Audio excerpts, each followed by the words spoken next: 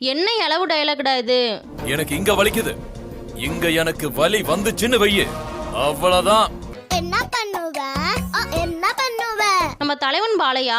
மர்க்கா சொல்லு. தலைவன் பாலையா? மர்க்கா சொல்லு. தலைவன் பாலையா? ஆட உங்க கூர்க்காவுக்கு பிறந்தவனே. பாலையா பேசுற டயலாக்ஸ் எல்லாம் கேட்டா இதெல்லாம் ஒரு டயலாக்கா அப்படி நம்ம நினைக்கிற அளவுக்கு தாங்க இருக்கும். அப்படி பாலையா பேசின சில டயலாக்ஸ் இந்த வீடியோல நம்ம பார்க்கலாம். இந்த லிஸ்ட்ல நம்ம ஃபர்ஸ்டா பார்க்க போறது பாலையா பேசுற டயலாக்ஸ் எல்லாம் நம்ம பார்த்தாவே இப்படி எல்லாம் ஒரு டயலாக் எழுத முடியுமா அப்படி நம்ம நினைக்கிற அளவுக்கு பண்ணியிருப்பாங்க. இந்த கதையில ட்ரெயின் யாருன்னு தெரியுதா? நான் தான். நீங்க சிலம்பாட்டம், குச்சிப்புடி ஆட்டம்னு சொல்லிட்டு நிறைய ஆட்டத்தை பார்த்திருப்பீங்க. ஆனா இங்க சாவாட்டத்தை பார்த்திருக்கீங்களா? நம்ம பாலையா பண்ணி காட்டியிருக்காரு பாருங்களேன். இப்ப நான் உன் கூட ஆட போற ஆட்டத்துக்கு பேர் என்ன தெரியுமா? சாவாட்டம்.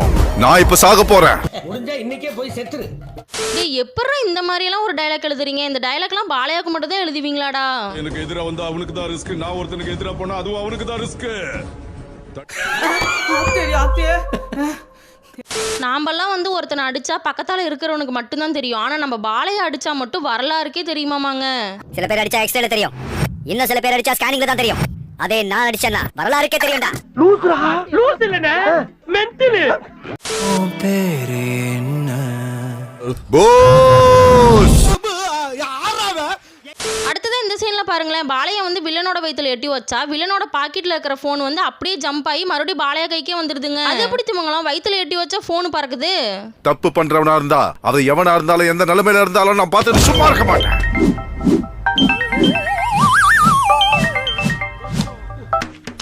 ஓ குரலி வித்தையா?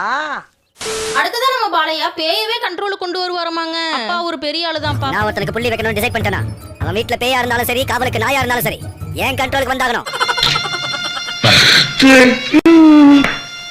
ஃப்ரெண்ட்ஸ் அடுத்த டயலாக் கேளுங்களேன். அடிச்சா காது ஜாம் ஆயிரும், பிரெயின் டோட்டலா ட்ரைன் ஆயிரும். வா வாட் அ ரைமிங் தலைவரே. அடிச்சா காது ஜாம் ஆயிடும், பிரெயின் டோட்டலா ட்ரெயின் ஆயிடும். அடுத்ததா நாமெல்லாம் சின்ன பிள்ளையில டியூஷன் போயிட்டு வரப்ப நாய் குறுக்கால வந்தாவே பயங்கரமா பயந்துட்டு நடந்து வருவோம். ஆனா நம்ம தலைவன் பாலையா மட்டும் சின்ன பிள்ளையில டியூஷன் போயிட்டு வரப்ப குறுக்கால புலியே வந்துருச்சாமாங்க. அப்புறம் அந்த புலியை வந்து அடிச்சு பல்லெல்லாம் புடுங்கி தூக்கி வீசிட்டாருன்னா பாத்துக்கோங்களேன் நம்ம தலைவன் பாலையா எவ்வளவு ஒரு பலசாலின்னு. 10th இன்டரோ டியூஷனுக்கு போயிட்டு வரும்போது 2 பெரிய புலி குறுக்க வந்துருச்சு.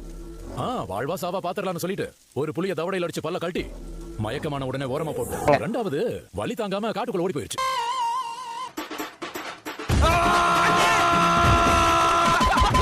இந்த வீடியோ பிடிச்சிருந்தா வீடியோக்கு லைக் பண்ணிட்டு இது வரைக்கும் நம்ம சேனலை சப்ஸ்கிரைப் பண்ணாம இருந்தீங்கன்னா சப்ஸ்கிரைப் பண்ணிட்டு போங்க ஃப்ரெண்ட்ஸ். டாடா.